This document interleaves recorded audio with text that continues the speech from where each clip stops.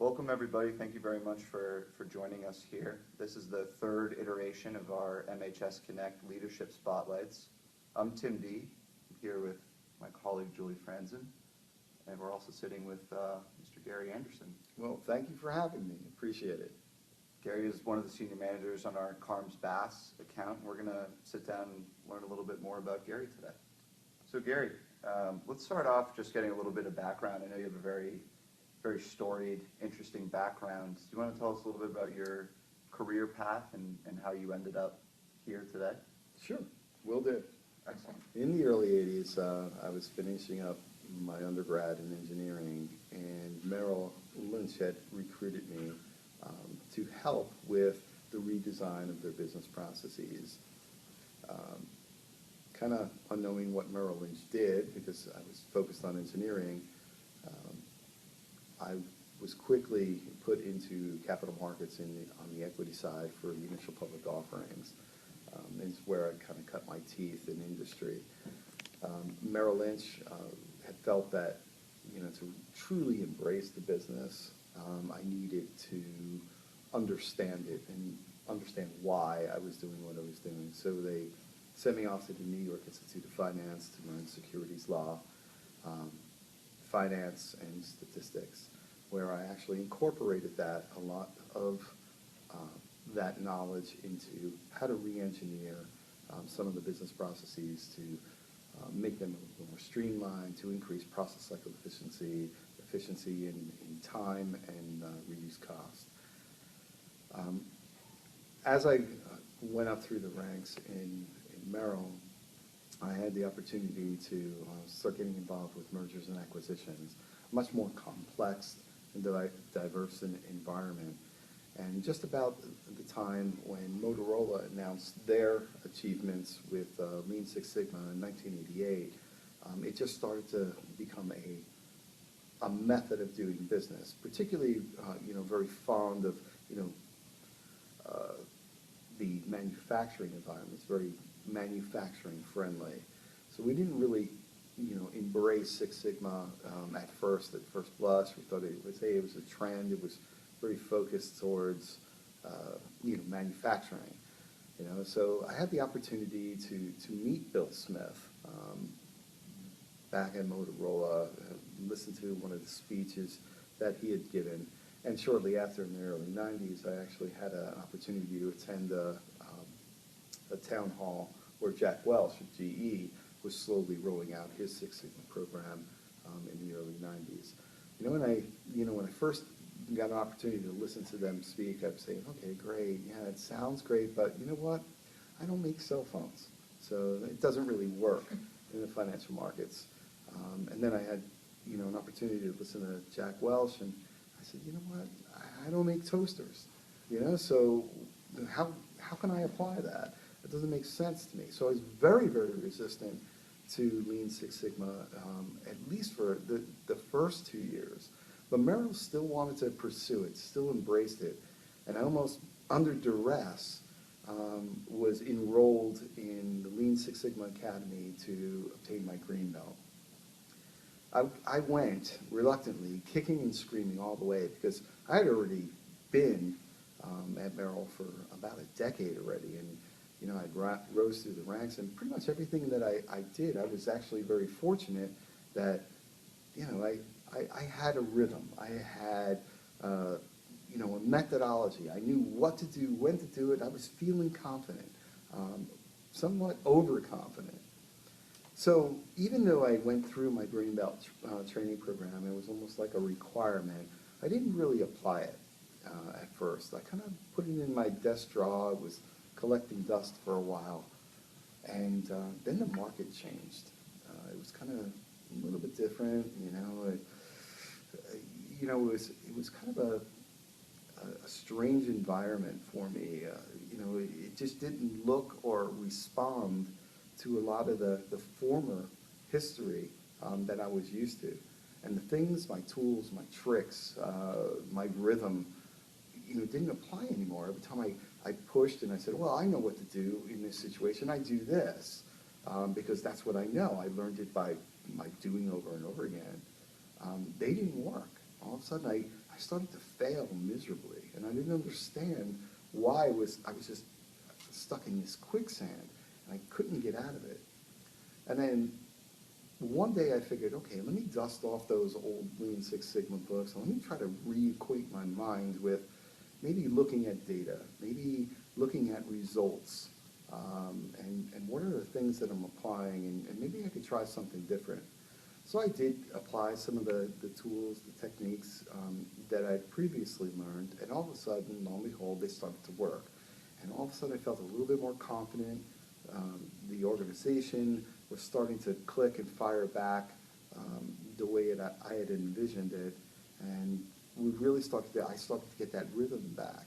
But something had changed with me. I felt that, you know what, just because I felt that I'd experienced it, no matter how long or how many years you spend in a particular industry, or you feel comfortable or confident or what have you, it's really about migrating to a mindset from common sense and migrating to common science. So yeah, there are common sense decisions that we make every day, but it's really about applying some of the science, the data, the analytics behind it that help you to make data-driven decisions to really solidify that environment and to help your team and the people around you truly achieve success. So Gary, as you know, Julie and I are human capital, so I got to ask this question on behalf of both of us. Okay. So I know how much influence Lean Six has had on your career and your life too, I assume. Who are some of the human beings that have had influence in your life? Who are some of your role models? Role models. Besides me. Besides Julie and besides Tim D. There are a lot. I mean, if I go back in time, I have influential people pretty much all through my life. First and foremost, when you think about it, my dad was, when I was very young, he took me to New York City because I was kind of, coming of age, and I was kind of thinking of life choices, and I was a bit down. I felt like, things weren't working out for me. And I remember when I was having a ball game, and for some reason, I just couldn't get it together. And I was in a rut, and my dad took me to New York City and brought me up to the top of the Empire State Building, and he said, hey, take a look over the edge. What do you see? And I go, wow, this is really neat, but why are we here? And he said, I don't want to be on the top of the Empire State Building. He goes, I wanted to show you the height of this building. I said, yes, so what? He goes, let me ask you a question. If I were to throw you off the building, what are your choices? I said, what are my choices? What are you kidding me? I'll just go straight down, splatter, and that would be my choice. He goes, it's wrong. In life, he goes, you could, stand up straight and be silent, or you can kick and scream all the way down. Regardless of what you're faced with during life, there's always a choice. There's always a different alternative. There's things that you could think through. And I thought that was kind of weird at the time. I was saying, okay, Dad, let's go home. But yeah, my dad was, pretty influential all my life. My mom being an educator, she wanted, it was about the knowledge transfer and to inspire others. So my dad and mom were kind of polar opposites. I mean, my dad had a different way of, kind of teaching. It was like shock and awe way of learning, and mom was more of a, educator, mentor, coach, more of that side. And I guess that side had led, both of them actually have led through, kind of helped me in my career. My dad with the quick decisions, and my mom with the more of the farming technique of, cultivating and motivating people.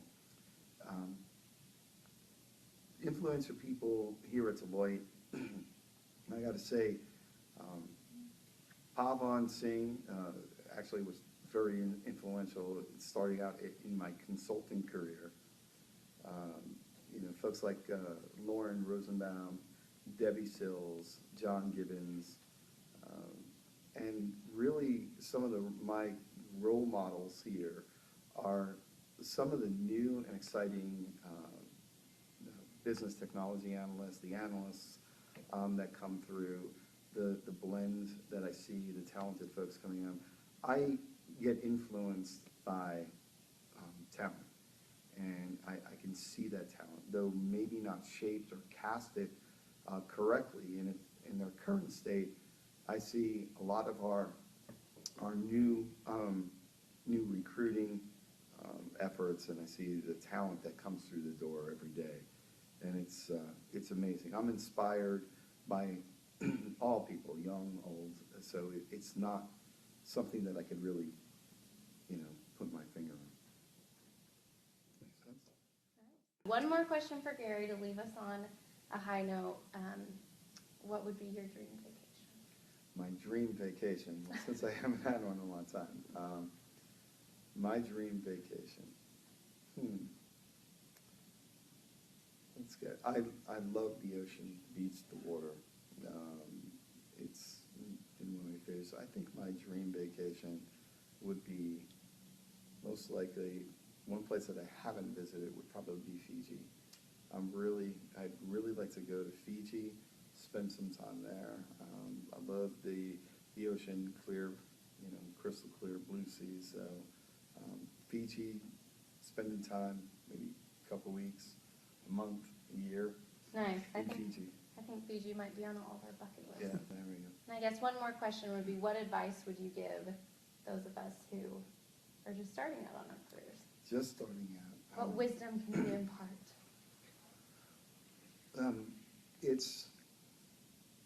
It's very, very tough. At first you feel at Deloitte, when you initially come through the doors, you're being fed with a fire hose. There's so much information to absorb. Sometimes you just feel like your head's going to split. It could be confusing, and at times it's very challenging to navigate even the culture of Deloitte. But there are certain structures and paths, and there's no right timing for an accelerated career path, or you're not plugged into a particular time for you to exceed or when. No one ever truly arrives unless you're about 400 years old. The way I look at it is you're constantly learning, and Deloitte had actually embraced that concept to continue that learning path, and that's why we're required to continue to learn, and we're encouraged to network with others. What helped me more than anything in my career path is truly the people that I networked with.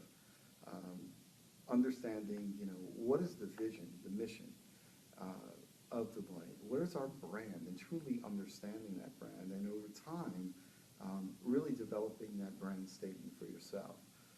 Your 30-second elevator speech should not only tell what you do, who you are, but really how you can apply that and really influence and achieve results for others with you.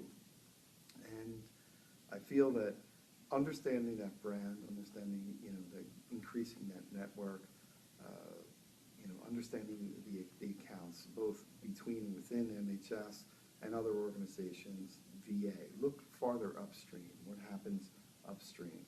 What happens downstream in the processes?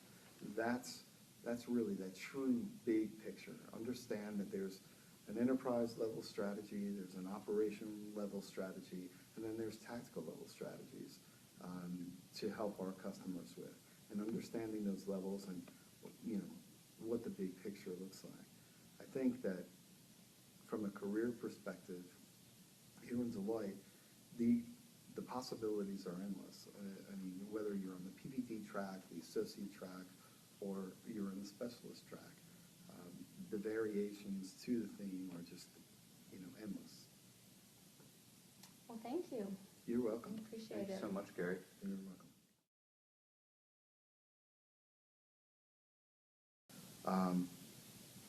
As I continued in that mindset, Merrill had really gotten some really good results. And my phone's ringing. So I'm gonna hold right there for a second. Oh, it's in here, sorry. You can pick it up. No.